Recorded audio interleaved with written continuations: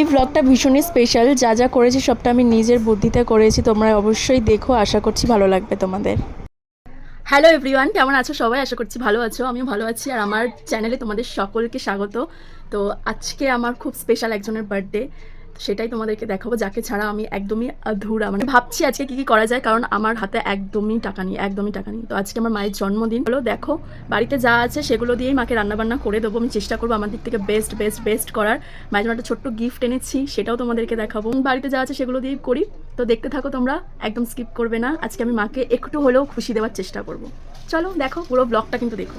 সেই দিন ছিল মার্চের 25 তারিখ, আমার মায়ের জন্মদিন। ভীষণই স্পেশাল দিন আমার কাছে। আগে থেকে আমি ভেবে রেখেছিলাম কি কি করা যেতে পারে, কারণ আমার কাছে একদমই কোনো টাকা ছিল না। মাত্র 150 টাকা দিয়ে আমি এই পুরো জিনিসটা করেছি। আশা করছি তোমাদের ভালো লাগবে।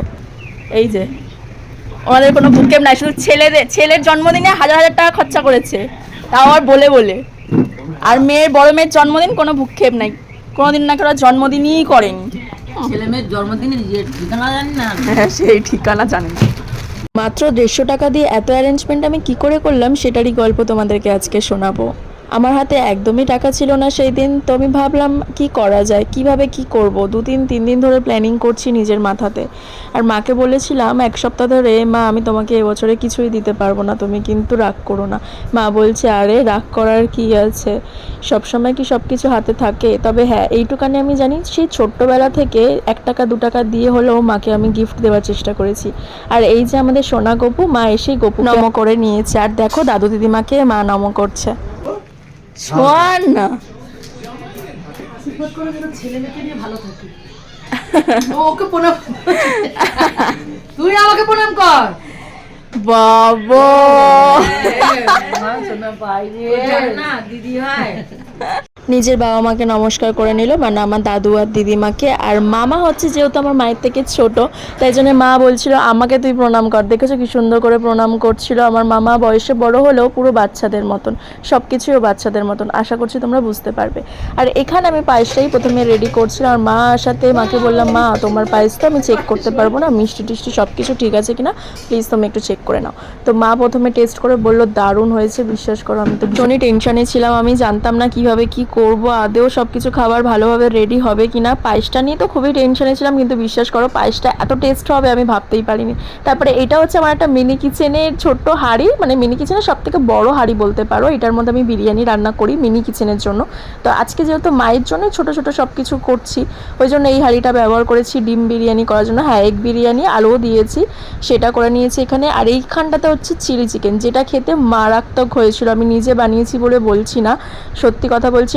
এইটুকানি চিকেনের মধ্যে ডিমের পরিমাণটা অনেকটা পড়েছিল, আর দারুণ হয়েছিল। কালারটা একটু অন্যরকম হয়ে গেছিলো।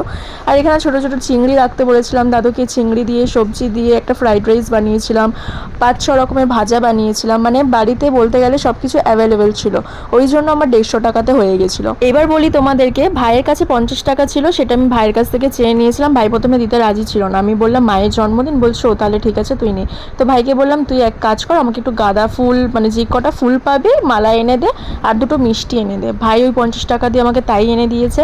আর 100 টাকা দিয়ে আমি দুধ কিনেছি, চকলেট কিনেছি, বিস্কিট কিনেছি, মানে যা যা আমার দরকার ছিল, যেগুলো বাড়িতে ছিল না সেগুলোই আমি কিনে নিয়ে এসেছিলাম। তাছাড়া সমস্ত কিছু খাবারের জিনিসগুলো আমার বাড়িতেই ছিল, ওই জন্য আমাকে আমার 150 টাকা দিয়ে সম্পূর্ণটা মানে পুরো ফুলফিল করতে পেরেছিলাম আমি।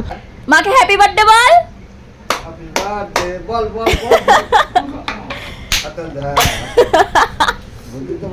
দাদু বাঁধাকপিটা করেছে, মাছটা করেছে, আর ভাতটাও দাদু করে দিয়েছিল, কিন্তু ওই ভাত দিয়ে আমি ফ্রাইড রাইস, বিরিয়ানি, তাছাড়া আমি সব করেছি। আর ভাই আমাকে মিষ্টি কিনে দিয়েছে, তাছাড়া পায়েস, চাটনি, পাঁপড়, সমস্ত কিছু। হামনে কি আয়ে কালটুকা ভালো হয়েছে।